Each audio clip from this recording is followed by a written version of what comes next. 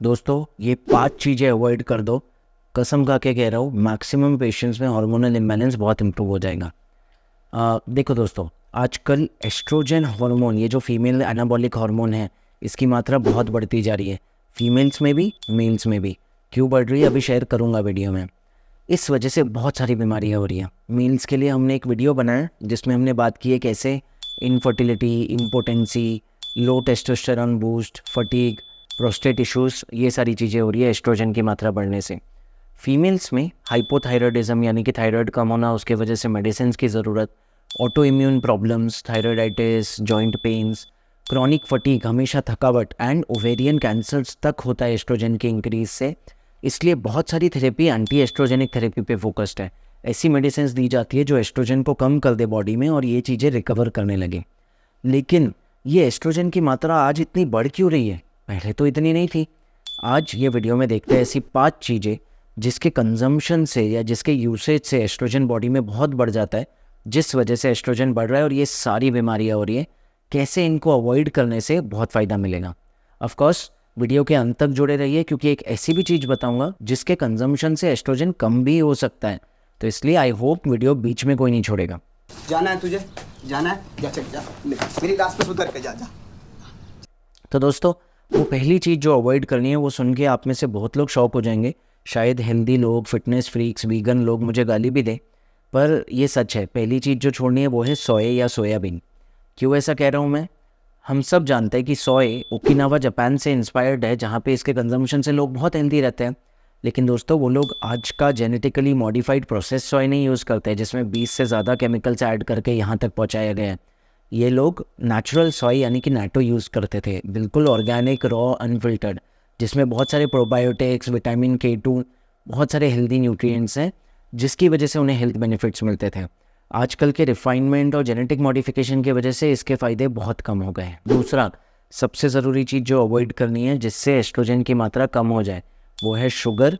हाँ, sweet tooth बंद करना पड़ेगा। एंड सेकेंड है कार्बोहाइड्रेट्स, स्पेशली होल ग्रेन्स जैसे rice, wheat, etcetera etcetera. Of course sprouted grains आप ले सकते हो, ये इसमें उतना ज़्यादा नुकसान नहीं है, बट हाँ, होल ग्रेन्स जितना हो सके मात्रा कम करनी है। थर्ड, अगेन शायद ये वीडियो के बाद बहुत लोगों से दुश्मनी पाल लूँ मैं, तेरा तो गेम बजाना पड़े। लेकिन मीट ईटर्स या नॉन वेजिटेरियंस के लिए न्यूज़ है। कन्वेंशनल मीट जो आजकल मिलता है इतना प्रोसेस्ड है कि उसके वजह से एस्ट्रोजन क्वांटिटी बहुत बढ़ जाता है। और सिर्फ कन्वेंशनल मीट ही नहीं, जो फोर्थ चीज़ हम बात कर रहे हैं, कन्वेंशनल मिल्क या डेयरी प्रोडक्ट्स, A1 मिल्क जिसे हम कहते हैं, इसमें स्पेन स्टडीज़ बताती है कि 20 से ज़्यादा केमिकल्स ऐड कर दिए गए। इसमें से बहुत केमिकल्स हैं जैसे RBGH, ग्रोथ हार्मोन्स और एस्ट्रोजन जैसे केमिकल्स जो डायरेक्टली ऐड किए गए। ये शायद ऐड किए जाते हैं फीमेल काऊ या मदर में या गोट्स और शीप में भी, ताकि मिल्क की क्वांटिटी बढ़े, मिल्क का क्वालिटी बढ़े। बट इसका बहुत नुकसान है जब ये बेबी में ट्रांसमिट होते हैं मिल्क के थ्रू, और वही मिल्क जब हम कंजम्पशन करते हैं हमें भी बहुत नुकसान होता है इसका। पांचवी चीज़ एक खाद्य पदार्थ या लिक्विड नहीं है। पांचवी चीज़ है वो पैन्स या वो कंटेनर्स जिसमें मिल्क बनाया जाता है या कंज्यूम किया जाता है। सबसे पहले टेफ्लॉन नॉन स्टिक पैन्स में खाना पकाना बंद कर दीजिए। इसमें बहुत केमिकल्स है जैसे PFLAs, जो काफ़ी हद तक एस्ट्रोजन मिमिक्स है और एस्ट्रोजन को कई मात्रा में बढ़ा देते हैं, हज़ारों गुना। सेकंड, प्लास्टिक्स में यदि आप खाना कंज्यूम कर रहे हैं, स्पेशली वो प्लास्टिक अगर सनलाइट या हीट को एक्सपोज है या गर्म खाना है उसमें, तो प्लास्टिक बहुत सारे केमिकल्स रिलीज़ करता है जैसे BPA, बाइसफेनॉल ए, जो एस्ट्रोजन मिमिक्स है अगेन और बहुत एस्ट्रोजन बढ़ाते हैं मात्रा में। सो प्लास्टिक कंजम्पशन बिल्कुल बंद करना है। कोशिश कीजिए स्टील या नॉर्मल बर्तनों में खाना खाइए, इवन मिट्टी के बर्तनों में बहुत अच्छा होगा कुकिंग से लेकर खाने तक। तो दोस्तों, ये तो बात हुई 5 ऐसी चीज़ें जो अवॉइड करनी है। कंज्यूम क्या करना है, इसके ऑल्टरनेटिव्स क्या हैं?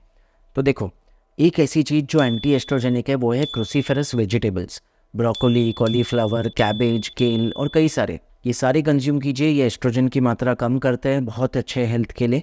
ऑफकोर्स कुक करके करना है, क्योंकि कभी कभी ये वेजिटेबल्स में सिस्टिसर्कोसिस या मीट में जो पैरासाइट्स मिलते हैं वो आ सकते हैं। अच्छे से कुक करके करना है, क्लीन करके करना है। एंड मिल्क तो बहुत बेसिक चीज़ है जो हम अपने बच्चों को ग्रोथ के लिए देना चाहते हैं। डेयरी प्रोडक्ट्स, इवन वेजिटेरियन लोग इसे कंज्यूम करते हैं unless you are a vegan.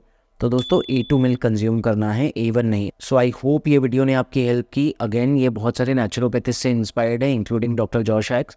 तो ये सारी रिसर्च करके मैं ये नॉलेज जो इन्होंने इतनी रिसर्च के बाद गेन की है वो लाके हिंदी लैंग्वेज में आप लोगों तक ला रहा हूँ ताकि मेरे देशवासियों को इससे बेनिफिट मिले।